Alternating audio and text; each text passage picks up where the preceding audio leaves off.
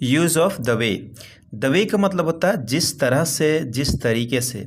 अगर आप तरीके की बात करते हैं तो उस जगह पे आप द वे को यूज़ कर सकते हैं। जैसे जिस तरह से वह चलती है मुझे पसंद नहीं है। I do not like the way she walks. जिस तरह से आप मुझे पढ़ाते हैं मुझे अच्छा लगता है। I like the way you teach me. जिस तरह से वह खेल रहा है ठीक नहीं है। The way he is playing is not good. जिस तरह से वह खेल रहा है ठीक नहीं है। The way he is playing is not good. जिस तरह से तुम काम करते हो वह बेमिसाल है। The way you work is unique.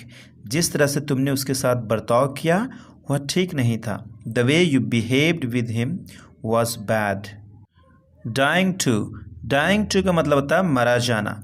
यानी कोई भी किसी काम को करने के लिए मरा जाता है, मतलब सोचता है जल्दी हो जाए, उस जगह पे आप डाइंग टू का यूज़ करेंगे, मतलब परेशान होना। ओके, जैसे मैं उससे मिलने के लिए मरा जा रहा हूँ। I am dying to meet her. मैं उस नौकरी को पाने के लिए मरा जा रहा हूँ। I am dying to get that job. वह मुझसे बात करने के लिए मरी जा रही है। She is dying to talk to me. वह मुझसे बात करने के लिए मरी जा रही है। She is dying to talk to me. क्या तुम यह गेम खेलने के लिए मरे जा रहे हो? Are you dying to play this game? क्या तुम अंग्रेजी सीखने के लिए मरे जा रहे हो? Are you dying to learn English? Use of nothing but. Nothing but का मतलब होता है यही और यही के अलावा कुछ नहीं, मतलब ये था इसके अलावा कुछ नहीं, तो उस जगह पे आप नथिंग बट को यूज़ करेंगे। जैसे तुम्हारे दिमाग में हवस के अलावा कुछ नहीं है। There is nothing but lust in your mind. मेरी आँखों में तुम्हारी तस्वीर के अलावा कुछ नहीं है। There is nothing but your picture in my eyes. उसकी ज़िंदगी में खुशियाँ ही खुशियाँ हैं। There is nothing but happiness in his life. उसकी ज़िंदगी में खुशियाँ ही खुशियाँ हैं। There is nothing but happiness in his life. मेरे दिल में तुम्हारे लिए प्यार के अलावा कुछ नहीं है। There is nothing but love for you in my heart. तुम्हारे दिल में मेरे लिए नफ़रत के अलावा कुछ नहीं है। There is nothing but hate for me in your heart. Lest should, कहीं ऐसा ना हो। हमेशा याद रखना लेस्ट के बाद शुड आता है। ओके, ये दोनों एक दूसरे से कंबाइंड है। जैसे मेहनत करो, कहीं ऐसा ना हो कि तुम फेल हो जाओ। तो सबसे पहले इम्परेटिव सेंटेंस रखेंगे, जैसे कि हमने यहाँ रखा है work hard लेस्ट you should fail. हल्के चलो, कहीं ऐसा ना हो तुम गिर जाओ। Walk slowly लेस्ट you should fall. धीरे बोलो, कहीं ऐसा ना हो कि वह सुन ले। Speak slowly lest he should hear. धीरे बोलो, कहीं ऐसा ना हो कि वह सुन ले। Speak slowly lest he should hear. मेरे बारे में मत सोचो, कहीं तुम्हें मुझसे प्यार ना हो जाए।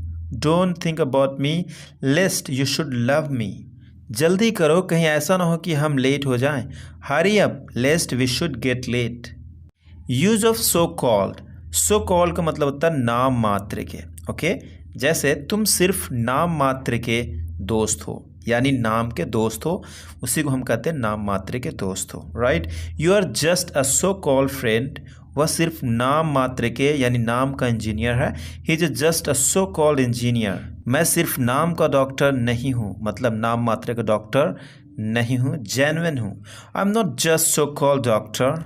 आई am not just so called a doctor. मैं सिर्फ नाम का डॉक्टर नहीं हूँ। I am not just so called doctor. मैं सिर्फ नाम का वकील नहीं हूँ। I am not a so called lawyer. हमारी दोस्ती सिर्फ नाम की दोस्ती नहीं है। Our friendship is not just so called friendship. Nothing to do with. Nothing to do with का मतलब होता है किसी चीज़ से कुछ भी लेना देना ना होना। उस जगह पे हम नथिंग टू डू विथ को यूज़ करते हैं। जैसे मेरा तुमसे कोई लेना देना नहीं है। I have nothing to do with you. मेरा उस हादसे से कोई लेना देना नहीं था। I had nothing to do with that accident, या फिर the accident, that would be okay as well. उसका उस चोरी से कोई लेना देना नहीं है। He has nothing to do with that robbery. उसका उस चोरी से कोई लेना देना नहीं है। He has nothing to do with that robbery. यह मेरा फैसला है, इसका तुमसे कोई लेना देना नहीं है। It is my decision, it has nothing to do with you. मेरी सफलता का उसकी असफलता से कोई लेना देना नहीं है। My success has nothing to do with his failure. Dream of. Dream of का मतलब होता है सपने देखना। ऑफ के बाद अगर कोई वर्ब होगा उसमें आईएनजी फॉर्म में लिखेंगे आप, और अगर कोई नॉन होगा तो सिंपली आपको नॉन लिखना होगा। ठीक है, जैसे मैं उससे शादी करने के सपने देख रहा था। I was dreaming of marrying her. मैं हमेशा अमीर बनने का सपना देखता हूँ। I always dream of becoming rich. क्या तुम दुबई जाने के सपने देख रहे हो? Are you dreaming of going to Dubai? क्या तुम दुबई जाने के सपने देख रहे हो? Are you dreaming of going to Dubai? क्या तुम उससे मिलने के सपने देख रहे हो? Are you dreaming of meeting with her? क्या वह आईफोन खरीदने का सपने देख रहा है? Is he dreaming of purchasing an iPhone? Rather उल्टा, जैसे उल्टा वह मुझसे नफ़रत करती है। कई बार हम इस तरह से कहते हैं वह मुझसे प्यार करती है, लेकिन नहीं नहीं बाबा, उल्टा वह मुझसे नफ़रत करती है। तो उस सेंस में आपको रादर को यूज़ करना। ओके, उल्टा वह मुझसे नफ़रत करती है। She rathers hates me. उल्टा मैं उसकी मदद करता हूँ, वो नहीं, उल्टा मैं उसकी मदद करता हूँ। I rather help him. उल्टा वह मुझे गाली देता है। ही रादर एब्यूजेस मी। उल्टा वह मुझे गाली देता है। ही रादर एब्यूजेस मी। उल्टा उसने मुझे पैसे दिए। ही रादर गिव मी मनी। उल्टा मैं उसे समझाता हूँ। I rather make him understand. वो नहीं बल्कि मैं उसे समझाता हूँ। उस सेंस में आपको ये इसे यूज़ करना होता है। इंस्टेड ऑफ, इंस्टेड ऑफ का मतलब होता है के बजाय, मतलब ये नहीं ये, इसके बजाय ये, उस जगह पे आप इंस्टेड ऑफ को यूज़ करेंगे। अगर कोई वर्ब होगा तो उसमें आईएनजी दिखाएंगे, अगर कोई नॉन होगा तो सिंपली नॉन रखेंगे। जैसे प्यार के बजाय मैं उससे नफ़रत करता हूँ। I hate her instead of loving, मतलब प्यार नहीं, हम नफ़रत करते हैं उससे। चाय के बजाय मैं कॉफ़ी पीता हूँ। I take coffee instead of tea. Mobile के बजाय मैं लैपटॉप चलाता हूँ। इसे आपको कमेंट करना है। ओके, देखते हैं। मोबाइल के बजाय मैं लैपटॉप चलाता हूँ। I use laptop instead of mobile. Burger की बजाय मैं पिज़्ज़ा खाता हूँ। I eat pizza instead of burger. हंसने के बजाय रो, क्राई इंस्टेड ऑफ लाफिंग। मैं हैव टू, पढ़ सकता है। गाइस, में हैव टू से पहले हम समझेंगे हैव टू क्या होता है। हैव टू सिंपल कंपल्शन, मजबूरी दिखाने के लिए आप यूज़ करते हैं। जैसे तुम्हें जाना पड़ सकता है, यू हैव टू गो। तुम्हें जाना है, यू हैव टू गो। दोनों सही होता है, लेकिन यहाँ पे क्या है, एक पढ़ सकता है, मतलब संभावना की हम बात करते हैं, 50-50 की बात करते हैं। अगर 50% चांस है कि तुम्हें जाना पड़ सकता है तो उस सेंस में मैं हैव टू को यूज़ करते हैं। जैसे मुझे अपना घर बेचना पड़ सकता है, मतलब बेचना नहीं है। अगर सिंपली कहना हो मुझे अपना घर बेचना है तो कहेंगे I have to sell my house. लेकिन यहाँ पे क्या कह रहे हैं, मुझे अपना घर बेचना पड़ सकता है, तो उस जगह पर कहेंगे I may have to sell my house. मुझे पढ़ाई छोड़नी पड़ सकती है। I may have to leave study. तुम्हें घर जाना पड़ सकता है, इसे आप बना सकते हैं। अदरवाइज चलिए आगे मैं बता देता हूँ। No matter what, no matter what का मतलब होता है कुछ भी हो जाए या फिर जो कुछ भी हो जाए, उस जगह पे हम नो मैटर वॉट को यूज़ करते हैं। उसके बाद एक सेंटेंस रखते हैं, बहुत ही प्यारा है, हम हर दिन इसे यूज़ करते हैं, इसलिए आपको भी यूज़ करना चाहिए। ओके, जैसे चाहे जो भी हो मैं उससे माफ़ी नहीं मांगूंगा। No matter what I will not apologise. चाहे जो भी हो मैं उसका साथ दूंगा। No matter what I will stand by him. कई बार इस तरह से भी कह सकते हैं, नो मैटर वॉट हैपन्स, उसके बाद सेंटेंस को रखेंगे, या फिर simply no matter what, that is also good. Okay, it is up to you how you use when you are communicating, right. चाहे जो भी हो मैं वहाँ नहीं जाऊँगा। No matter what I will not go there. चाहे जो भी हो मैं वहाँ नहीं जाऊँगा। No matter what I will not go there. चाहे जो भी हो मैं उससे नहीं मिलूँगा। No matter what I will not meet him. चाहे जो भी हो मैं नहीं पढ़ूँगा। No matter what I will not study.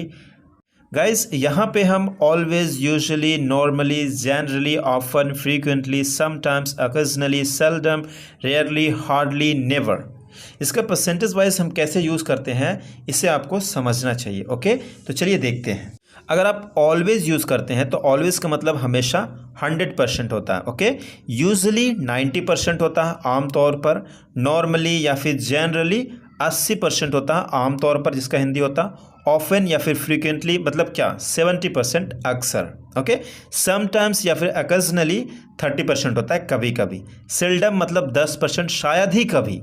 Rarely, hardly 5% होता है मुश्किल से। नेवर मतलब कभी नहीं, 0%। तो आइए कुछ एग्जाम्पल्स देखते हैं। Using always, usually, normally. Okay, always हमेशा, वह हमेशा यहाँ आती है। She always comes here. मैं हमेशा सच बोलता हूँ। I always speak truth. वे लोग हमेशा उसे मारते हैं। यूजुअली इसमें 90% होता है आमतौर पर। आमतौर पर वह यहाँ आती है। She usually comes here. आमतौर पर वह यहाँ रहता है। ही यूजली लिव्स हियर। आमतौर पर हम घर पर खाना खाते हैं, इसे आपको कमेंट करना है। जनरली आमतौर पर हम पार्क में मिलते थे। Generally we met in the park. आमतौर पर वह यहाँ आती है। Generally she comes here. आमतौर पर वह यहाँ रहती है। ऑफन में अक्सर इसका 70% होता है। वह अक्सर मुझे देखकर मुस्कुराती है। She often smiles while looking at me. वह अक्सर मुझसे बात करती है। She often talks to me. हम अक्सर एक साथ खाना खाते हैं।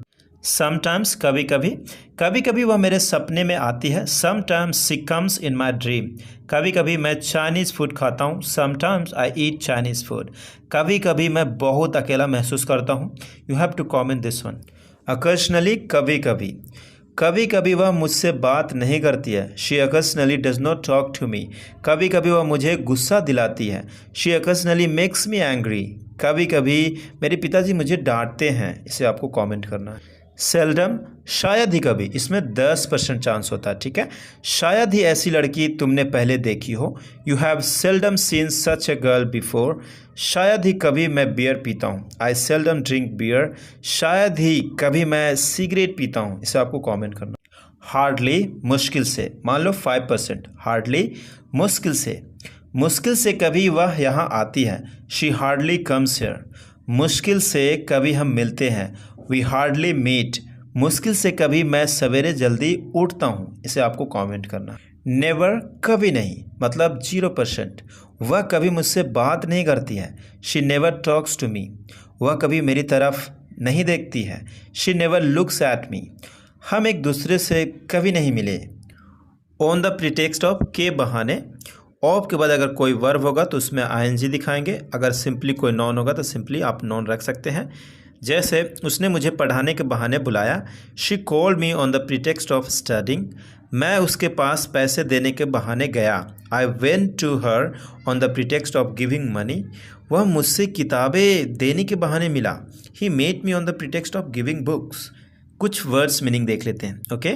धोखा देना, डिसीव। त्याग देना, डिवोट। अलग करना, डिस्पेंस। लायक होना, डिजर्व। हराना, डिफीट। वंचित रहना, डिप्राइव। बदनाम करना, डिफेम। बांटना, डिस्ट्रीब्यूट। तकलीफ देना, डिस्ट्रेस। इस तरह उदास मत हुआ करो। Don't be sad like this. मेरी खुशी सिर्फ तुमसे ही है। My happiness is only from you. तुम बहुत प्यारे हो। You are so cute. तुम बहुत प्यारे हो। You are so cute. तुम मुस्कुराते हुए बहुत अच्छे लगते हो। You look great when you smile. खुश रहने की वजह ढूंढो। Find a reason to be happy.